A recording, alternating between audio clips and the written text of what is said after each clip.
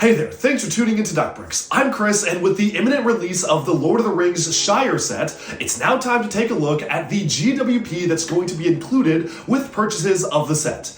This is the Smeagol and Deagol set, which is a set I never thought LEGO would make. It's based off of a scene that honestly doesn't immediately translate to LEGO until you kind of see what LEGO decided to do with it, and comes with 2 exclusive minifigures. It's a really interesting build, and I'm really surprised they actually gave us some exclusive figure elements for a set like this, and I'm happy we're getting it. It is still just one of the strangest scenes to depict in LEGO form, and that's why I wanted to do a separate video taking a look at this GWP, all the details behind it, and does it actually accentuate the Shire set so much I would recommend buying it on day 1. Let's jump in right now.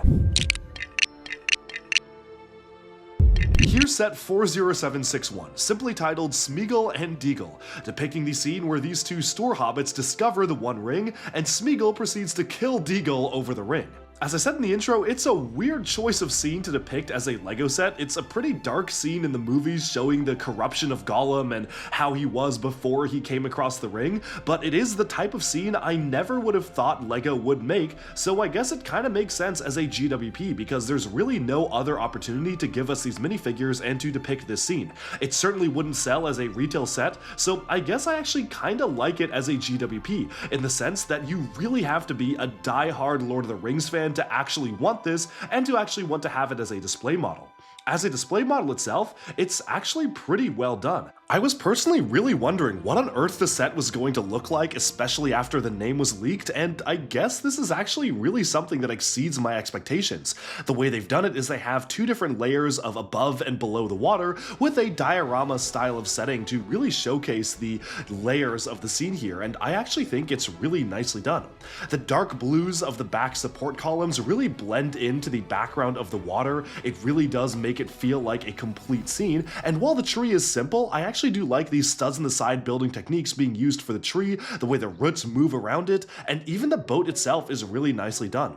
This is clearly something that is made as more of an 18+ adults display piece, which is pretty cool. And I like how you can display both the minifigures pretty prominently in this diorama, showing Deagol diving underwater and finding the One Ring with a really nice facial print to showcase him holding his breath, and then Smeagol with an appropriate, somewhat sinister looking face up above, especially when he tries to get the ring for himself. Of course, I want to start off and focus this review on taking a look at the 2 minifigures, because for many, these will be the highlight of the set. Deagol features the same torso that Samwise Gamgee used, which isn't necessarily that exciting, and Smeagol uses the same torso as Argus Filch from the Harry Potter series, which is actually remarkably close to the outfit he wears in the movie, so I think both of these were pretty decent choices. I definitely like Smeagol a little bit better, and he's the more interesting minifig out of the 2, just because of the 2 different facial expressions, but both of them are honestly pretty good. Smeagol himself is pretty perfectly depicted. I really love the new facial expression they've introduced for this character. It's a brand new print for the set, and it pretty much perfectly matches the face that he made when he encountered the One Ring, grinning and smiling evilly. I just think that's just a funny facial expression for a LEGO minifigure, and I also like the relatively pleasant expression on the alternate side of the head that really just showcases the 2 different transformation changes from going from Smeagol over to his more Gollum-like personality. Of course, the minifigure does sport dual molded legs, which are really nice. All of the hobbits for the newer Lord of the Rings lineup have these dual molded legs featured, which is really nice because, of course, hobbits famously do not wear shoes, so it's pretty perfect. Altogether, I think Smeagol is a pretty perfect depiction of the character, but now let's move aside and take a look at Deagol. My only issue with Deagol is that, honestly, I feel like him using the Samwise Gamgee torso is a little bit strange, just because it is just such a memorable torso for the LEGO Lord of the Rings lineup, and to me, I immediately look at this torso and I think Samwise Gamgee, so it's gonna be a bit strange having him in a minifigure lineup there. But I will say, comparing it to the movie, it's actually pretty accurate. If you remove the jacket that goes over it, it would pretty much be the perfect torso. And I guess you can kind of see it as generic Hobbit wear, so it's not that big of a deal. Just something that I feel is a little bit too close to a pre-existing character. He is, after all, wearing overalls in the movie.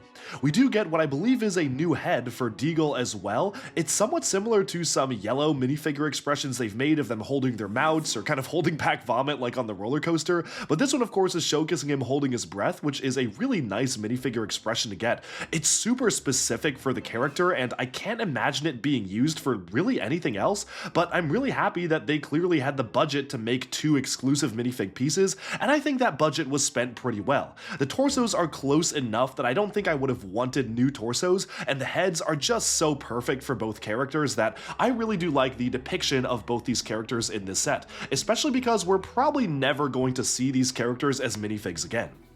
Going back to the main set though, I kinda like how it is both a play and display model. It's again a weird scene to have as a LEGO set, but it really just works for what they were trying to do.